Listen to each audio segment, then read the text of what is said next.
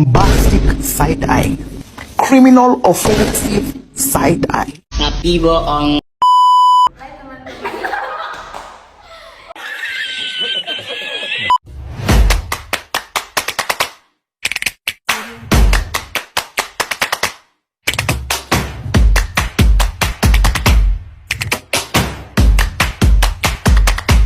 Bismillahirrahmanirrahim.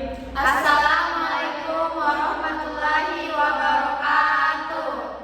Annyeonghaseyo. Hai. Kami dari kelompok keempat. Saya atas nama Nurjania. Saya atas nama Surina. Saya atas nama Nurul Mutmainah. Saya atas nama Asliana. Jadi kelompok kami akan membahas tentang negara hukum dan penegakan hukum. Yang akan dibahas pertama oleh saudari Asriani. Baik, yang pertama yaitu konsep dan ciri hukum. Pengertian negara hukum. Negara hukum itu adalah negara yang penyelenggaraan kekuasaan pemerintahannya didasarkan atas hukum. Di negara yang berdasar atas hukum, maka negara termasuk di dalamnya pemerintah dan lembaga-lembaga lain dalam melaksanakan tindakan apapun harus dilandasi oleh hukum dan dapat dipertanggungjawabkan secara hukum. Dalam negara hukum, kekuasaan menjalankan pemerintahan berdasarkan atas kedaulatan hukum, supremasi hukum, dan bertujuan untuk menyelenggarakan ketertiban hukum. Selanjutnya itu negara hukum formal dan negara hukum materi. Negara hukum formal itu adalah negara hukum yang membatasi ruang geraknya dan bersifat pasif terhadap kepentingan rakyat negara. Negara tidak campur tangan secara banyak terhadap urusan dan kepentingan warga. Yang kedua yaitu negara hukum formal dan negara hukum materi. Negara hukum formal itu adalah negara hukum yang membatasi ruang geraknya dan bersifat pasif terhadap kepentingan rakyat negaranya. Negara tidak campur tangan secara banyak terhadap urusan dan kepentingan warga negaranya. Sedangkan negara hukum materi adalah negara yang mana pemerintah negara memiliki kekuasaan dan keleluasan untuk turut campur tangan dalam urusan warga negaranya. Ketiga yaitu ciri negara hukum. Mustafa Kamal Pasha menyatakan adanya 3 ciri khas negara hukum. Yang pertama yaitu pengakuan dan perlindungan terhadap hak asasi manusia. Yang kedua, peradilan yang bebas dari pengaruh kekuasaan lain dan tidak memihak. Yang ketiga yaitu legalitas dalam arti hukum dalam segala bentuknya. Baik, selanjutnya yaitu B. Negara Hukum Indonesia. Yang pertama, landasan yuridis negara hukum Indonesia. Dasar pijakan bahwa Indonesia adalah negara hukum sekarang ini tertuang dengan jelas pada pasal 1 ayat 3 Undang-Undang Dasar Negara Republik Indonesia 1945, perubahan ketiga yang berbunyi negara Indonesia adalah negara hukum. Dengan dimasukkannya landasan ini ke dalam bagian pasal Undang-Undang Dasar Negara Republik Indonesia 1945 menunjukkan semakin kuat serta menjadi amanat negara bahwa negara Indonesia adalah dan harus merupakan negara hukum. Sebelumnya landasan negara hukum Indonesia kita temukan dalam bagian penjelasan umum Undang-Undang Dasar Negara Republik Indonesia 1945 tentang sistem pemerintahan negara, yaitu yang pertama, Indonesia ialah negara yang berdasarkan atas hukum. Negara Indonesia berdasar atas hukum, tidak berdasar atas kekuasaan belaka. Negara hukum akan terlihat ciri-ciri adanya. Yang pertama itu jaminan perlindungan hak asasi manusia. Yang kedua, kekuasaan kehakiman atau peradilan yang merdeka.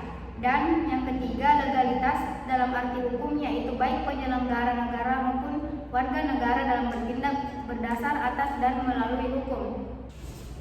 Baik, Selanjutnya adalah bagian C. Penegakan hukum.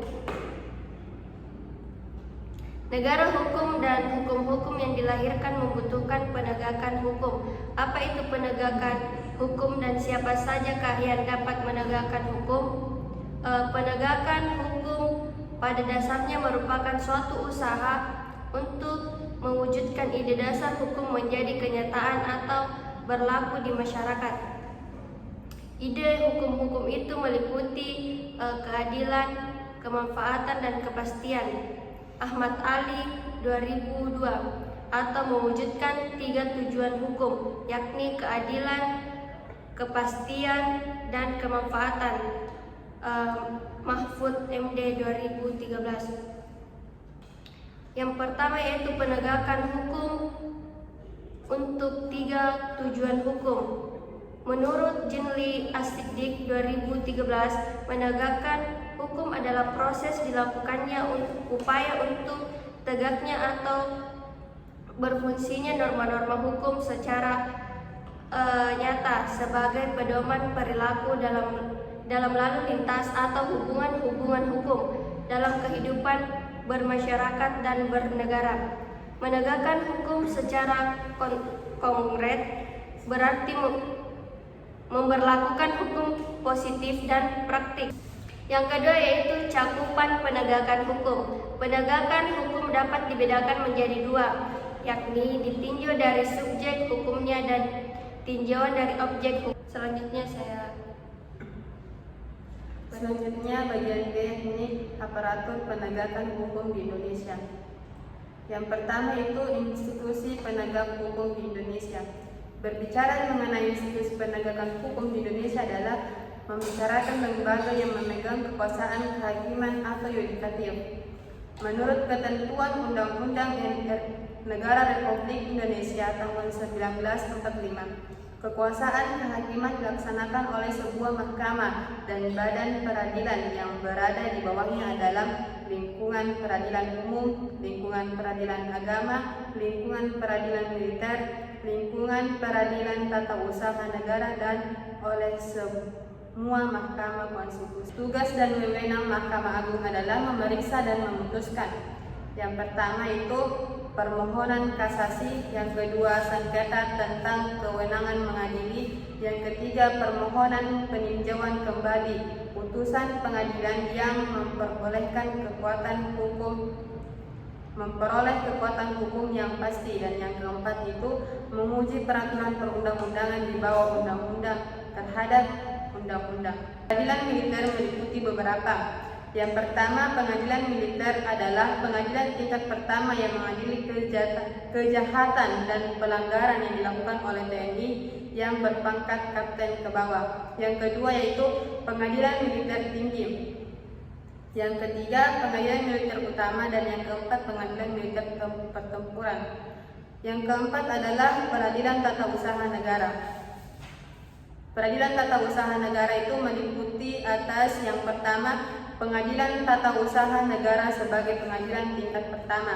Yang kedua, pengadilan tinggi tata usaha negara sebagai pengadilan tingkat banding terhadap putusan terakhir dapat dimohonkan kasasi dan Mahkamah Agung. Sekian dari materi kelompok kami. Lebih kurangnya mohon dimaafkan. Kami akhiri dengan wabillahi taufiq wal hidayah. Wassalamualaikum warahmatullahi wabarakatuh. Wassalamualaikum bro.